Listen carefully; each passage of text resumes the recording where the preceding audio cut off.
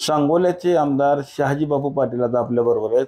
बापू, काल संजय राऊत यांनी वक्तव्य केलंय की उद्धव ठाकरेंना म्हणतात की तुम्ही आता बाहेर पडा, तुम्हाला जे विरोध करणार आहे, जसं कृष्ण बाहेर पडला तेव्हा संजय त्यांच्या बरोबर होता, तसं मी तुमच्या बरोबर आहे। मुळात संजय राऊतांनी पुन्हा एकदा महाभारत वाचावं। संजय हा श्रीकृष्णाजवळ बसलेला नव्हता, संजय हा कायम आंधळ्या धृतराष्ट्राबरोबर बसलेला होता। त्यामुळे संजय राऊताला उद्धव ठाकरे धृतराष्ट्र आहेत का असं बोलायचं आहे। संजय राऊतांनी इतिहासाचा नीट अभ्यास करून बोलावं। दीनानाथ मंगेशकरांच्या हॉस्पिटलची देखील आता चर्चा जोरात होती। काल ते केळकरांनी वक्तव्य केले की राहू केतू डोक्यात गेलाय, 10 लाख रुपये आमच्या माणसाने मागितले। असंच रायगडमध्ये देखील घटना घडलेली, काय सांगता येईल? डॉक्टर केळकर हे डॉक्टर आहेत। आधुनिक जगाच्या तंत्रज्ञानातून ते मानवांचा उपचार करीत आहेत। त्यांनी 3000 वर्षापूर्वीच्या राहू केतूच्या काळात जाऊ नये। तुमच्या हॉस्पिटल केलेल्या चुका ज्या आहेत त्या चुका माणसाने केलेल्या आहेत, त्या एका डॉक्टरने केलेल्या आहेत, एका आमच्या बहिणीचा त्या जीव गेलेला आहे। याच्यावर प्रॅक्टिकल जे हॉस्पिटलमध्ये घडलं त्याच्यावर बोला। राहू केतू आला, शनी घुसला असलं काय त्यांनी भाष्कळ भाष्य करू नये।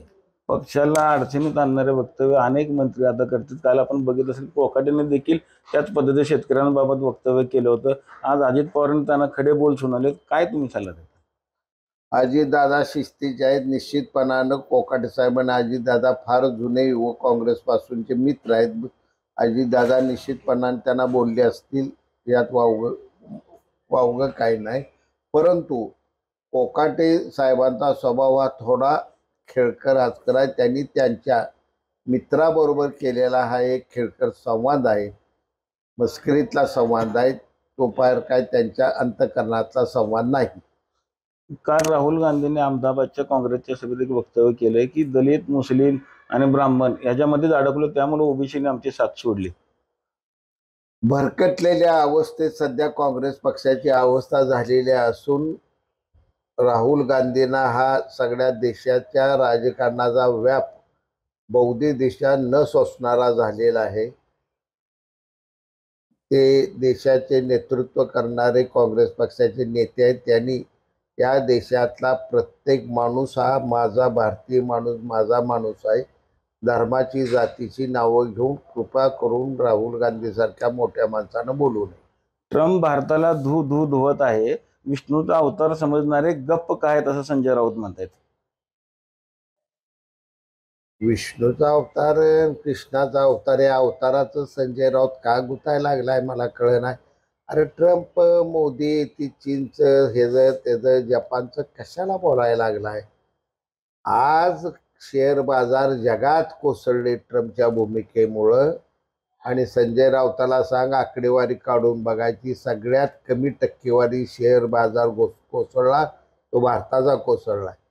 याचा अर्थ मोदी साहेबांनी भारताची अर्थव्यवस्था गेल्या 10 वर्षात मजबूत ठेवली, त्यामुळे शेअर बाजार आपले सगळ्यात कमी कोसळले। बाकी ठिकाणी 25, 30, 35% शेअर बाजार कोसळलेले आहेत।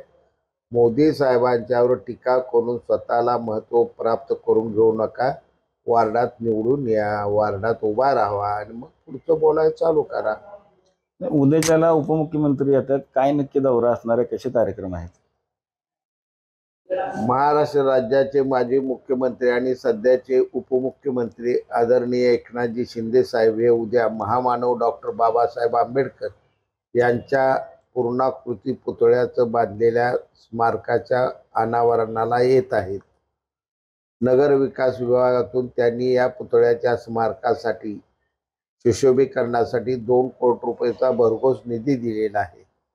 आणि त्यामुळे संपूर्ण तमाम सांगोला तालुक्याच्या जनतेची भावना अशी आहे की या पुतळ्याचं अनावरण हे आदरणीय एकनाथजी शिंदे साहेब यांच्या हस्ते व्हावं। कार्यक्रमाला सामाजिक न्याय मंत्री शिरसाट साहेब आहेत, पालकमंत्री जयकुमार गोरे साहेब आहेत, आंबेडकर साहेब आहेत। अशा पद्धतीचा कार्यक्रम असून महाआरोग्य शिबिरही या ठिकाणी ठेवलेला आहे। पाकिस्तानचे क्रिकेटपटू मोहसिन नकवी यांच्या हातात हात घालून आशिष शेलार काम करतायत। या जागी जर दुसरं कोण असतं तर भाजपने गोंधळ घातला असता। खेळाची मैदानं वेगळी असतात आणि राजकारणाची आणि धर्माच्या बाजू ह्या वेगळ्या असतात. आज क्रिकेट खेळ हा जागतिक पातळीवरचा खेळ आहे. त्या संपूर्ण देशाचे प्रतिनिधी येणार आहेत आणि कोण कुठल्या धर्माचा आहे म्हणून खेळ थांबणार नाही. खेळाच्या मैदानाकडे बघत असताना सगळ्यांनी निरपेक्ष अशा बुद्धिमत्तेतून पाहिलं पाहिजे. पूर्वग्रह दूषित काहीतरी क्लुप्ती हुडकून काढायची, रान पेटवायचं, हा धंदा राऊतानं बंद करावा. सांगोल्याहून कॅमेरामन जगदीश रवी लवेकर, TV9 मराठी.